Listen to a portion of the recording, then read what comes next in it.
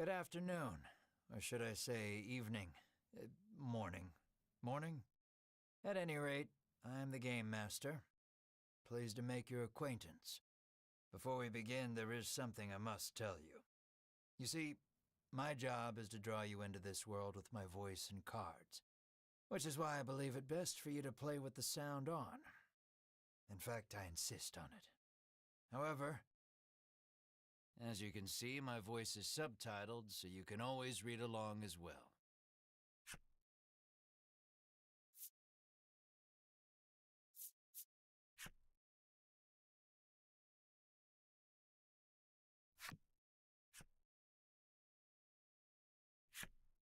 Now then, are you ready? Let's begin. Welcome to Voice of Cards.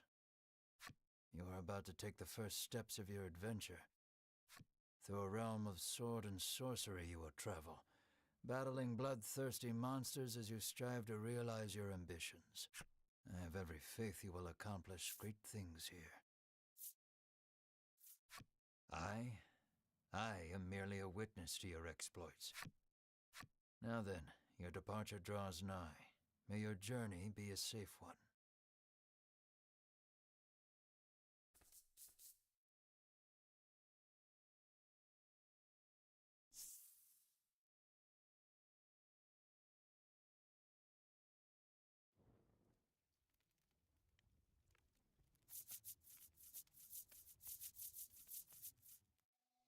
We begin in a cave. The surrounding rocks are slimy with damp. It feels as if some foul creature could leap out from the shadows at any moment. Yet in this horrible place gathers a fellowship of 3 adventurers. One is a young woman. You can tell just by looking at her, she enjoyed a good upbringing. Another is a stoic warrior. He stands at the ready, scanning his surroundings for any sign of threat. Last but not least is the old man. He has a sagely air and gazes into the darkness stretching out before him. These adventurers seek a certain treasure hidden in this cave.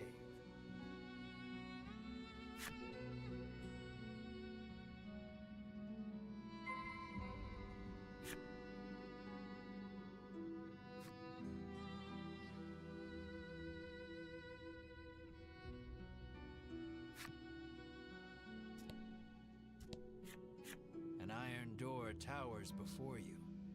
It has rather conspicuous handles.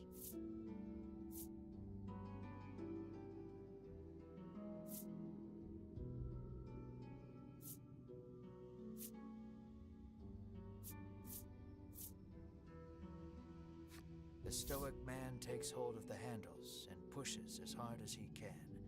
But the stoic man winds his leg back and lets fly a powerful. As his foot connects, the door trundles to the side. So it was one of those sliding contraptions.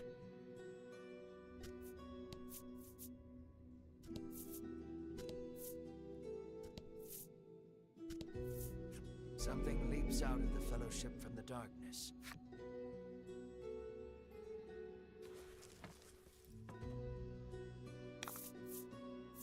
Let's do this.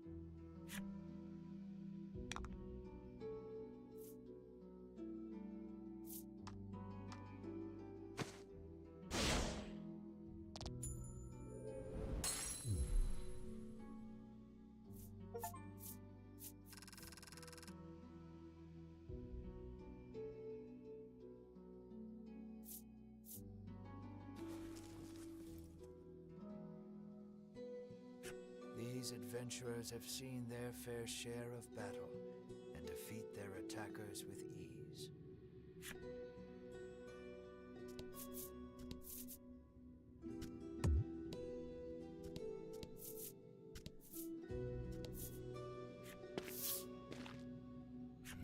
You shall not have it, a voice growled. Before the wary trio appear creatures the likes of which they've never seen.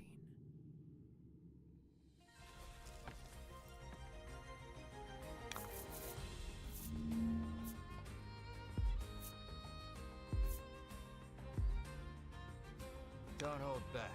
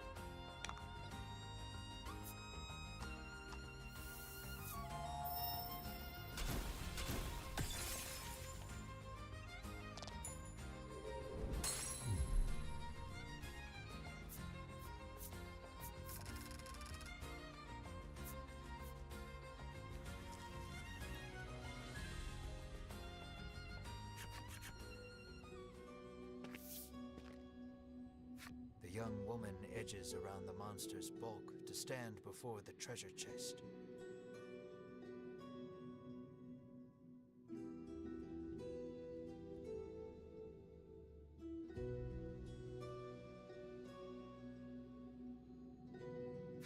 There is treasure inside, no doubt about it, but it's locked tight.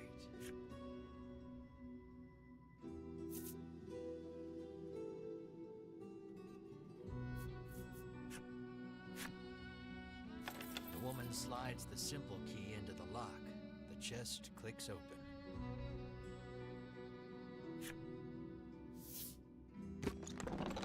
Inside is what appears for all the world to be an ordinary medicine bottle.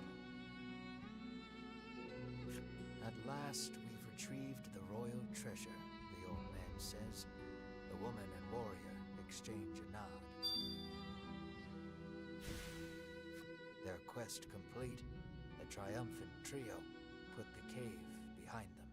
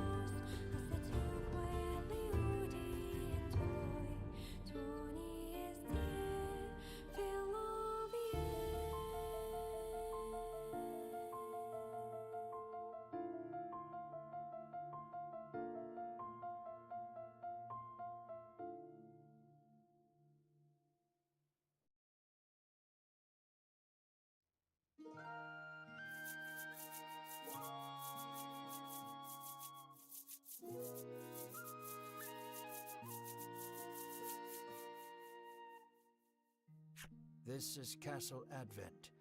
Queen Nilla reigns over the kingdom from within its walls.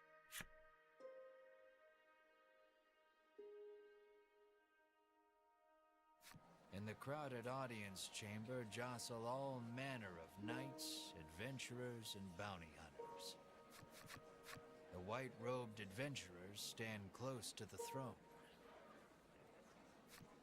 A palace guard calls over the tumult, "Be silent!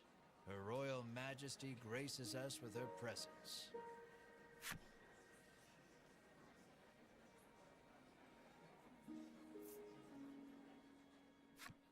The cacophony ceases the moment Queen Nilla enters the chamber. Seated upon the throne, the Queen faces the crowd, her lips part. "Thank you all for heeding my call to slay the dragon. Whatever it takes to defeat this reawakened evil, I ask that you do it. Whomsoever conquers this beast will be honored for ages to come and handsomely rewarded." At that, the gathered crowd cheers loud enough to shake the castle's very foundations. "Leave the dragon to us, Your Majesty," say the white-robed adventurers, as if the beast's demise at their hands is assured. "Indeed, you did well to reclaim the royal treasure," the Queen replies. "I thank you, for my stomach becomes most upset without it. So the treasure is a staple of the royal medicine cabinet. It puts my mind at ease to know the Ivory Order offers its aid in slaying the dragon. The trio are disciples of the Ivory Order, a charitable organization beloved the realm over. Indeed, anyone would think this illustrious trio the heroes of our tale. But they'd be wrong.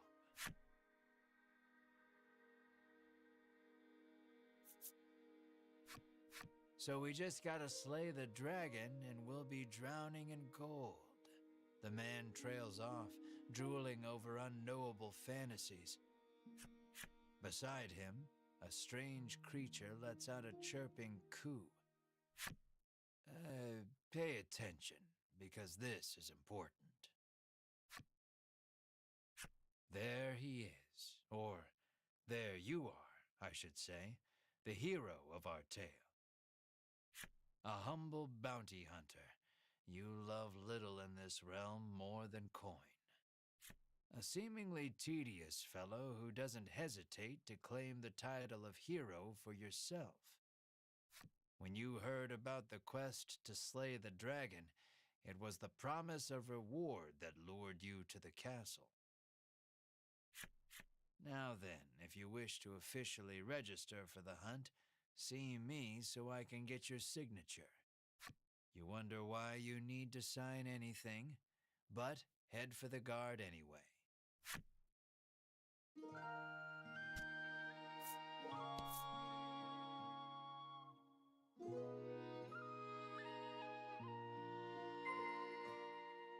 Shall we?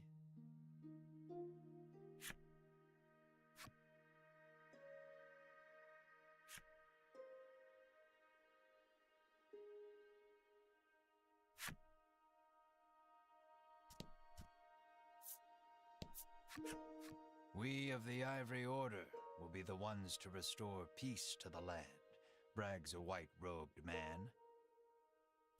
My colleague made me come along, but he didn't mention we were going on a quest to slay the dragon, she says, trembling.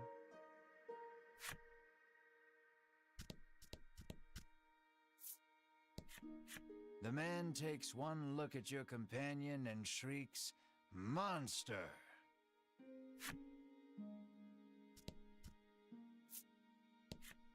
You think the dragon's really as tough as they say? Asks the man, his knees knocking together. That reward for slaying the dragon is as good as mine, barks the man.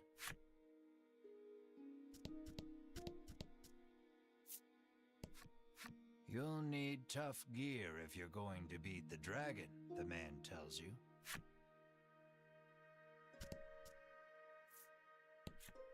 Keep your ears perked. You never know what you might hear that'll lead you in the right direction, the man says. You think.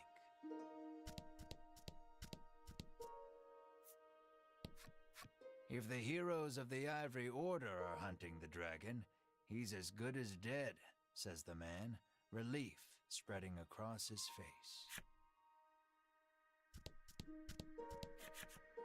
The Ivory Order trio stands before you. They seem not the most approachable of parties, but...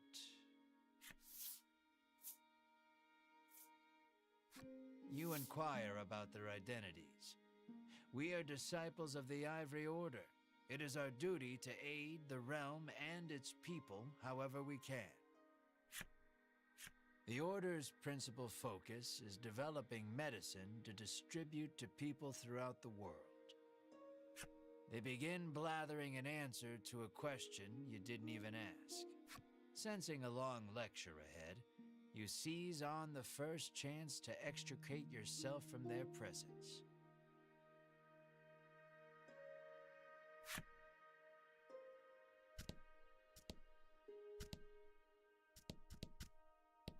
You try to speak to Queen Nilla. Figures a nobody bounty hunter can't just walk up to a queen and start chatting like they're best friends. Sign here, says the guard, handing you a pen and paper.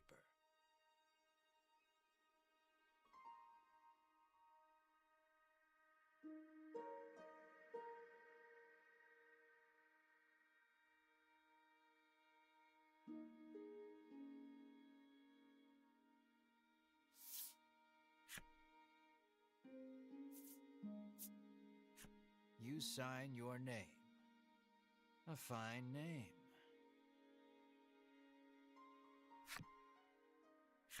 After you've signed, the guard motions to the strange creature beside you. The monster, too. You sign your companion's name as well. Mar.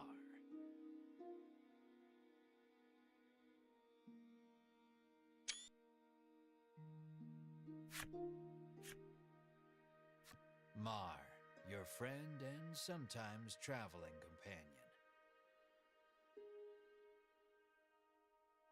Though he can't speak the human tongue, he seems to understand it well enough. Thank you. Now we'll know what to have engraved on your tombstones. Can't ask the dead what name to mark their grave with, after all, the guard chortles. You want the reward as badly as you don't want to die. You figure you better make some strong friends.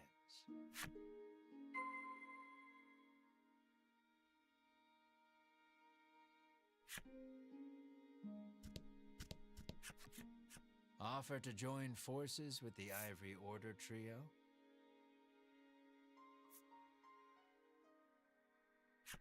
We select few are sufficient to defeat the dragon. We certainly don't require the aid of a no-name wastrel. With that, the trio takes their leave of the castle.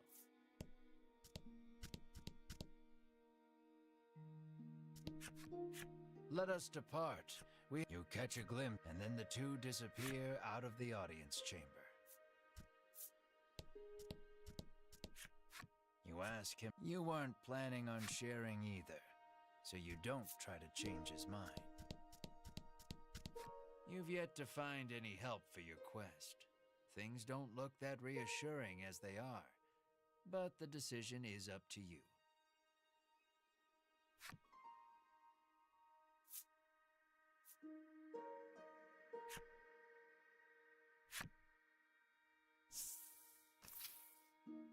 In the end, you set out, just the two of you, to hunt the dragon.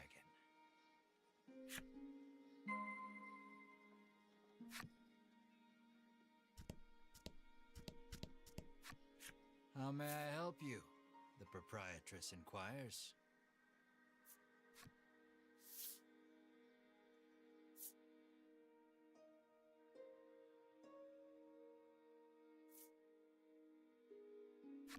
Will that be all? The proprietress asks.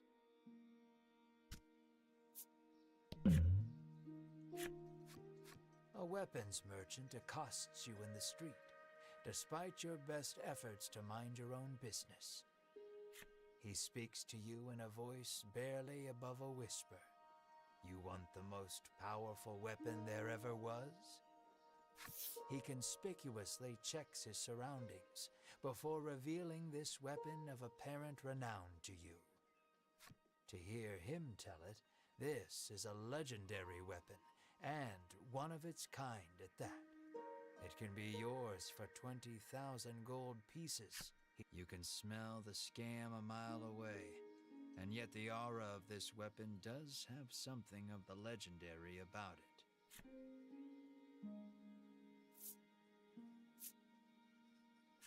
You open your coin purse only to find you don't have 20,000 gold pieces.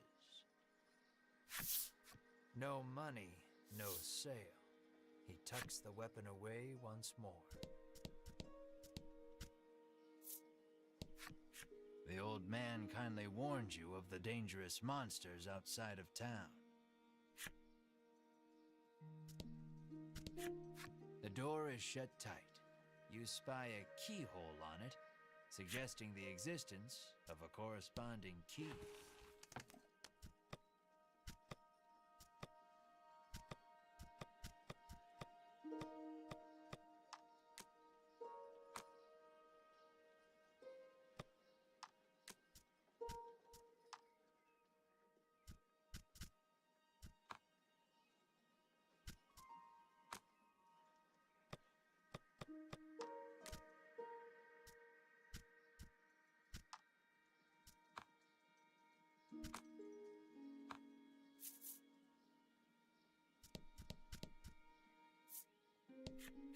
The child says you should see Nexton as soon as you leave the castle town.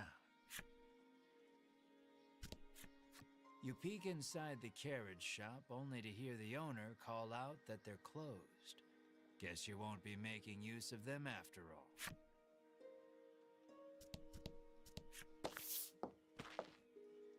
Before you stands a sign calling for people to join the hunt for the dragon.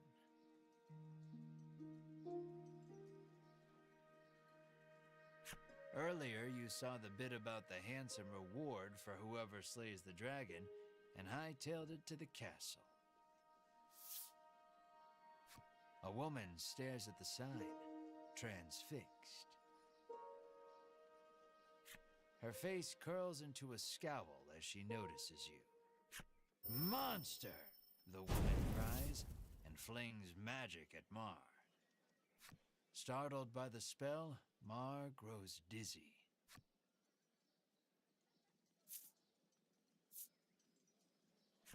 You whirl to the woman and shout, "What are you doing?"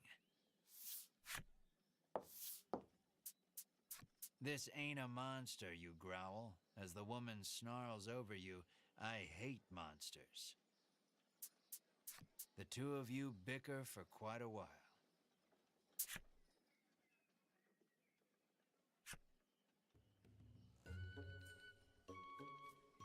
In the end, the woman admits she may have jumped to conclusions, but stubbornly refuses to apologize. Inwardly, you call her unsavory names as your attention shifts to a different topic of conversation. Turns out she really hates the dragon and would love to take him down with her own two hands. But she knows she's no match for him alone, so she's at a loss for what to do. When you tell her you're after the same thing, she squints down her nose at you. "Fine," she says, "I can help you."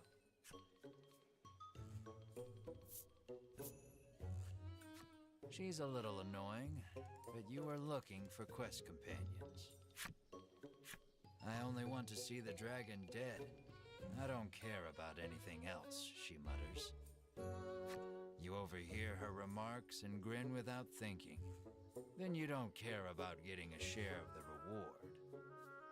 That suits you perfectly. You happily join forces with the black-clad woman. She introduces herself as Melanie. She tells you she is a witch, but says nothing of why she hates monsters or what grudge she bears against the dragon.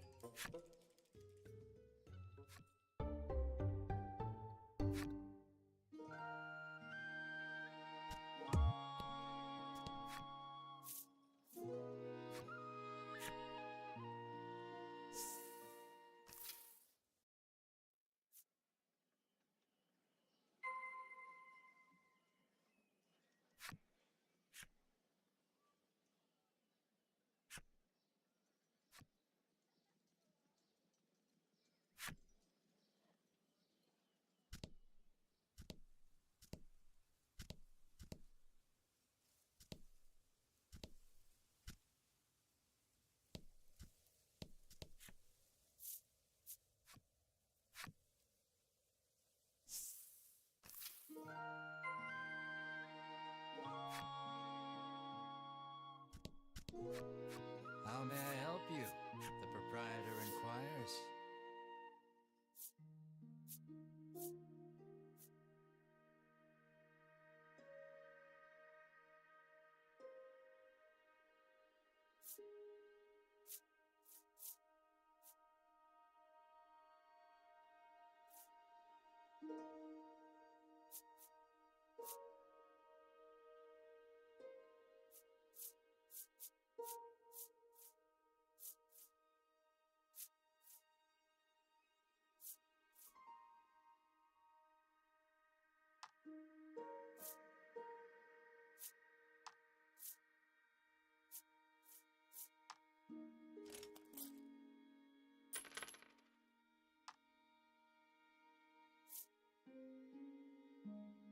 Will that be all?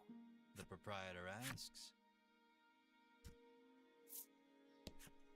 The woman tells you she's so terrified of what might happen if the dragon attacks the town, she hasn't been able to eat.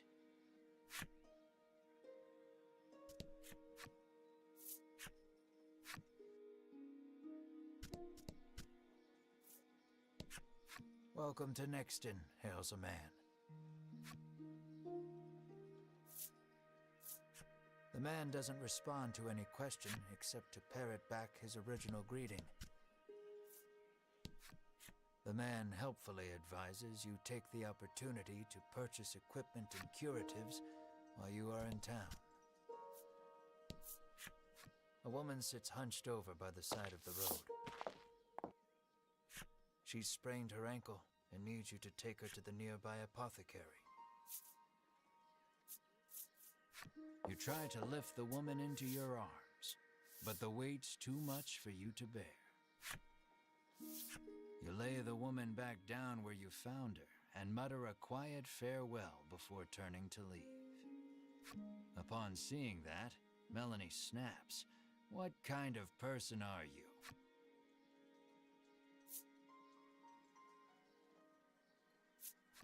Ain't like it's my fault she's hurt, you whine like a child.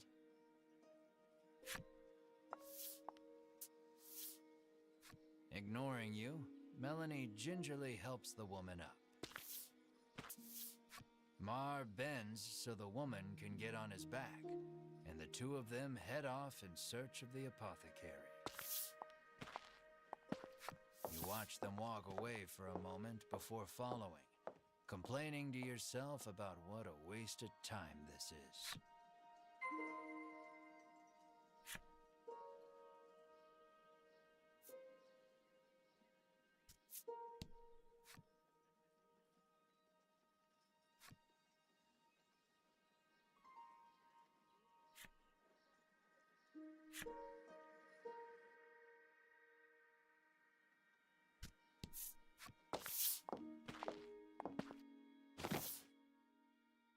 You arrive at the apothecary.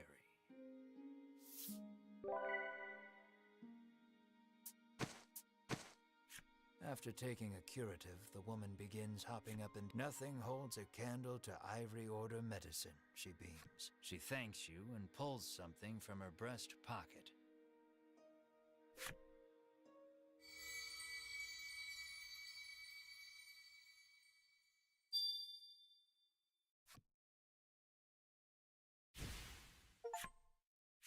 You've helped someone, albeit not quite out of the goodness of your own heart. It might be a good idea to do that again, should you come across anyone else in need of assistance.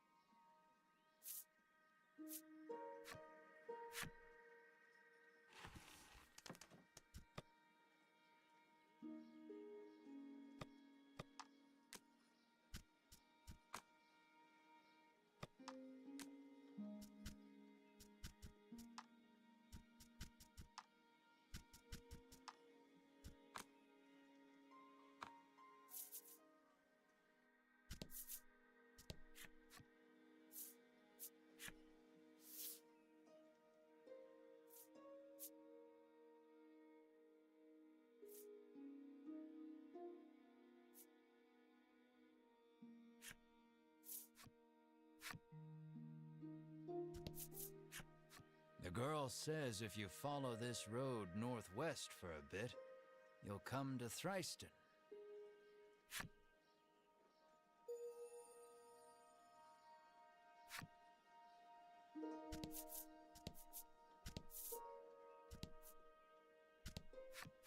On your way to defeat the dragon, are you?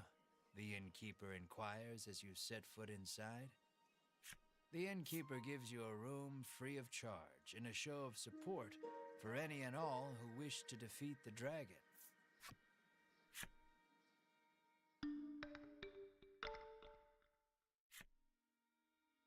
The party leaves the inn feeling rested. Apparently, a monster researcher lives in Thryston and might know something about the dragon.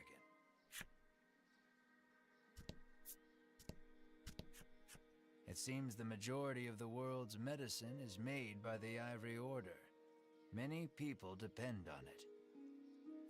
That's probably part of the reason the Order has so many ardent supporters. It seems you've learned all you can here. Time to move on.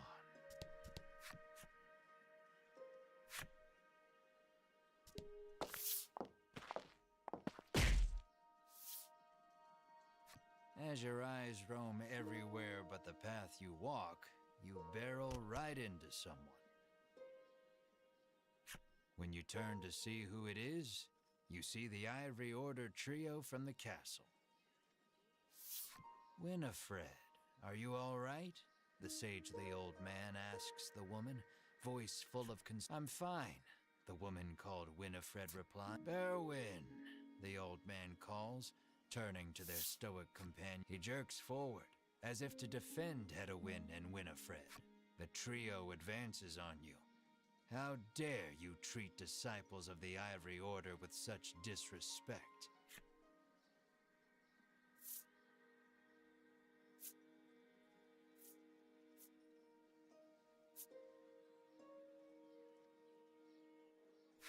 They're the ones who ran into you.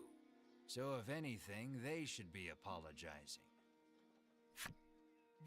We were standing still, says Hedwyn, his calm tone belying the anger on his face. Muttering a half-hearted apology, you try to keep walking. But that's when you notice something in your hand. Looks like you accidentally grabbed Winifred's coin purse when you ran into her. Thief, bellows Berwin, drawing his weapon. Guess you've got to fight your way past.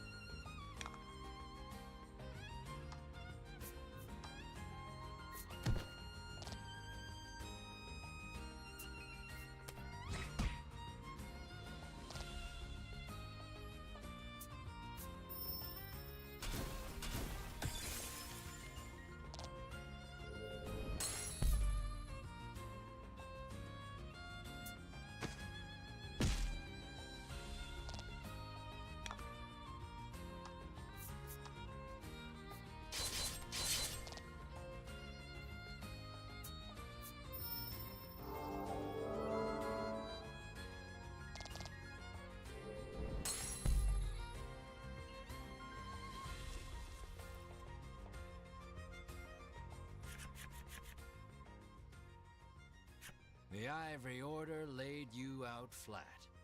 The Ivory Order trio looks at you like they can't believe such a weakling would even try to hunt down the dragon. Taking pity on your ineptitude, the Ivory Order trio uses their magic to heal your wounds. We mustn't tarry any longer. To the monster researcher of Thryston with us, Hedwin urges his companions and the trio depart.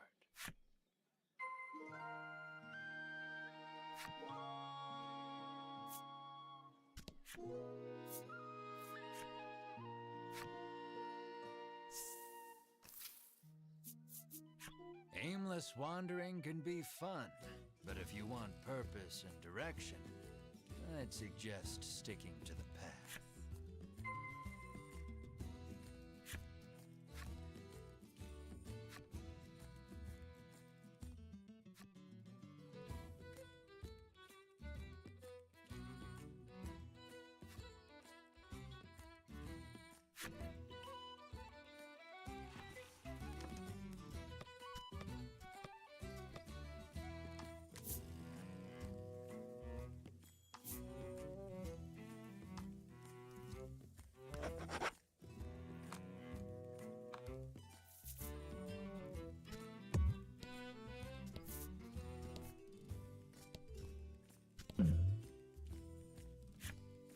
You discover a fine fishing spot.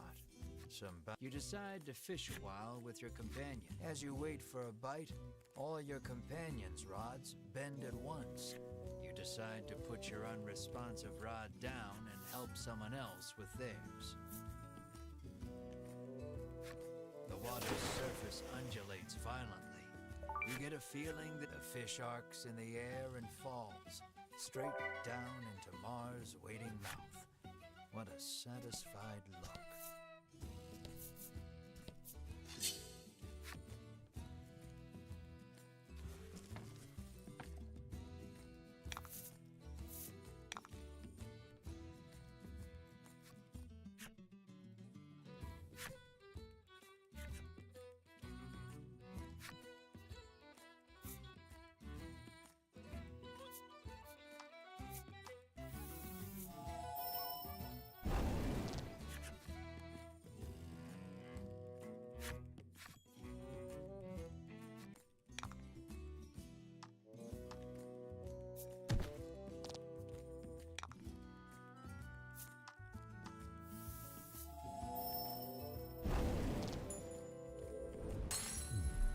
Good work.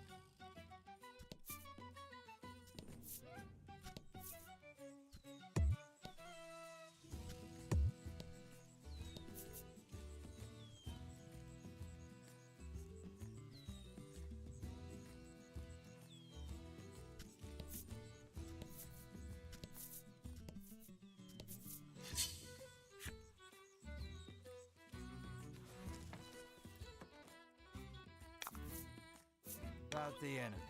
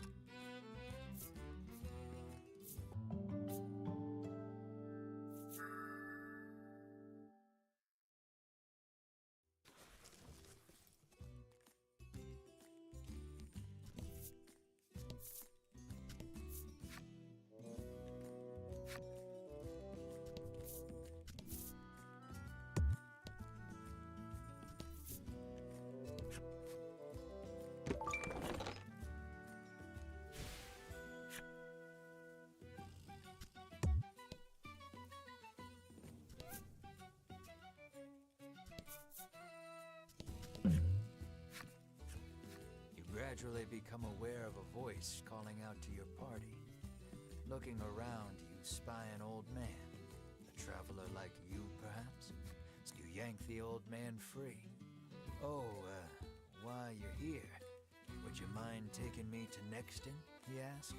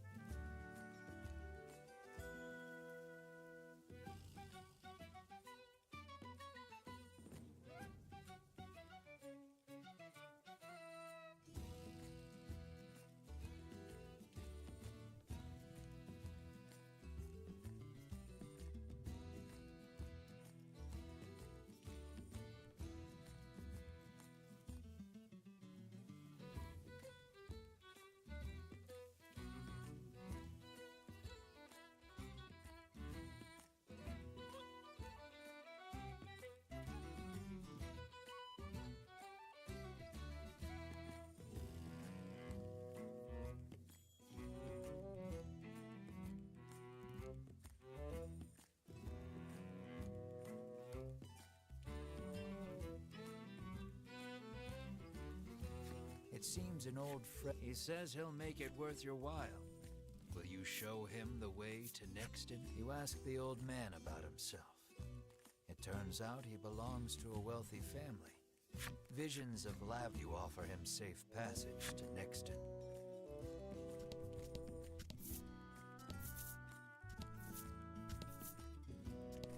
The wind picks up speed. A tornado is forming. You anticipate the tornado's path correctly and avoid getting swept up.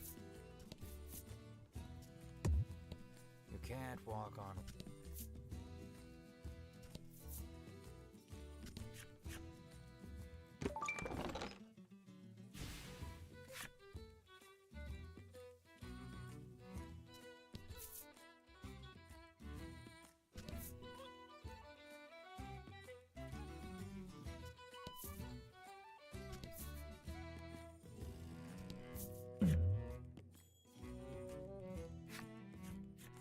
Journey onward, only to see a suspicious-looking elder appear before you. He proclaims himself a man of medicine who has discovered a revolution. There's no harm in trying it, he boldly claims. Well?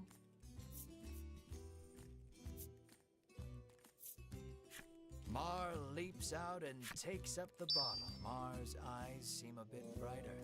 And I've created a skin serum. The Doctor of Sorts happily chirps, handing you something as compensation for your troubles.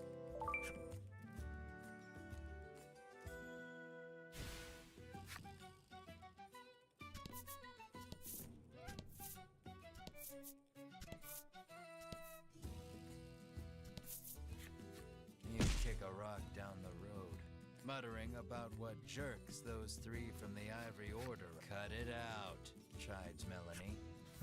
You grumble, but your sulking is cut short. When out of the rock you kicked must have hit it, because it is really mad. Brace yourself for battle.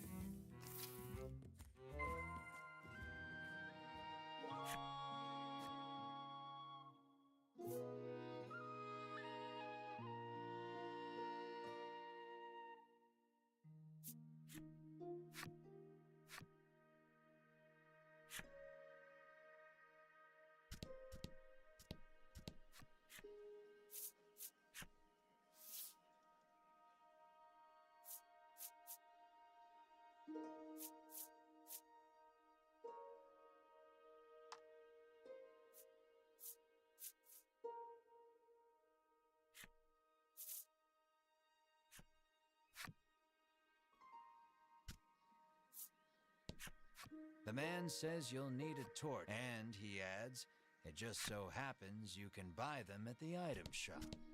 You get the feeling he probably works for said Apparently, the Ivory Order is searching for where they're stashing the stolen goods.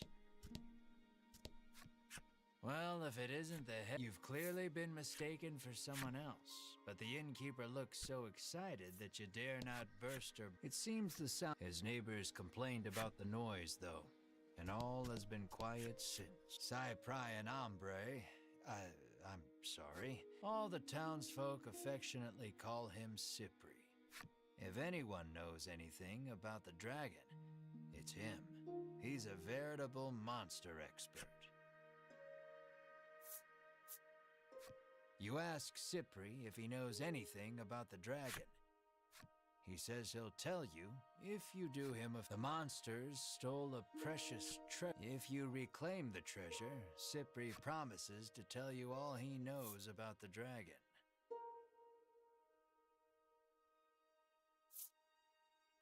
It seems the treasure-thieving monster makes its hideout in the western cave.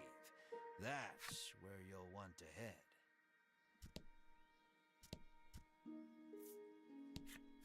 The woman tells you a monster stole something very valuable from her. What did it steal, you ask? Medicine, says the woman. To give my... How may I help you? The proprietress inquires.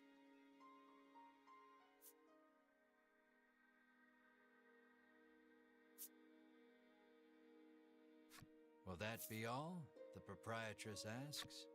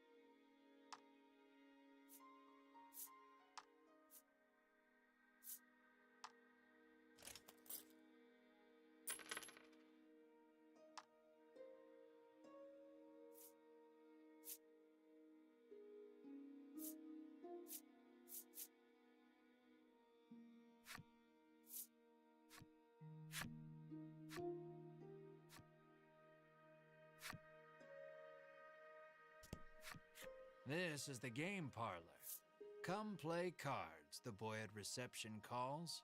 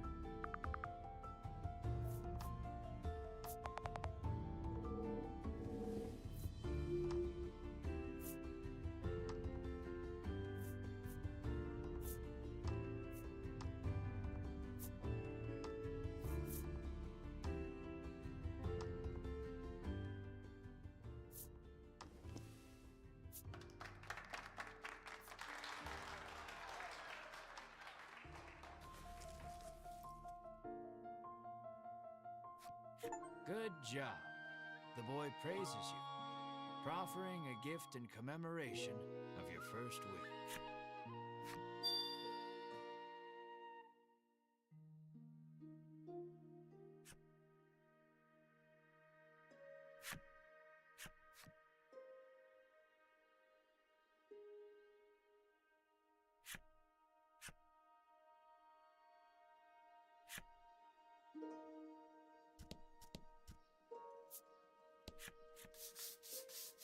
The man scours his skin. Apparently, he blames you. Catch a whiff of an idea strikes you. Maybe getting rid of the toxins within the body. You fish around in your bag, but can't seem to find an antidote anywhere.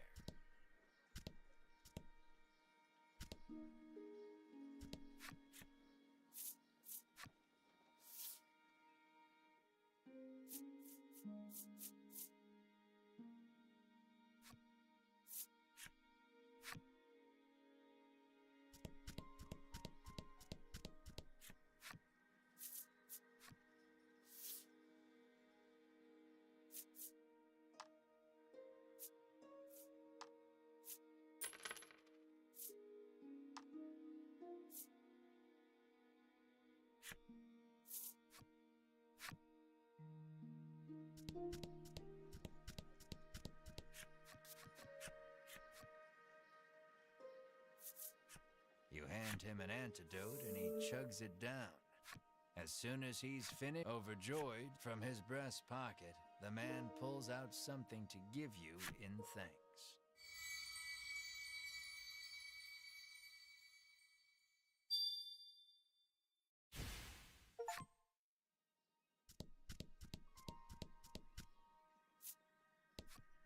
The woman, who fashions herself a missionary of love, haughtily cries she's too beautiful and popular for her own good.